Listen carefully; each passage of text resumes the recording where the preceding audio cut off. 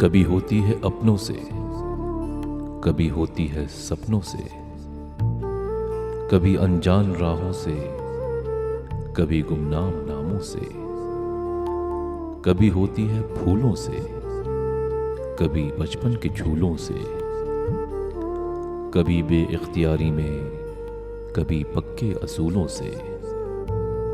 मोहब्बत एक सदाकत है, मोहब्बत एक इबादत है।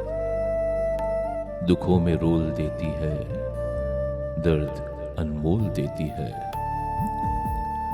जहर भी घोल देती है। मोहब्बत चीज ऐसी है।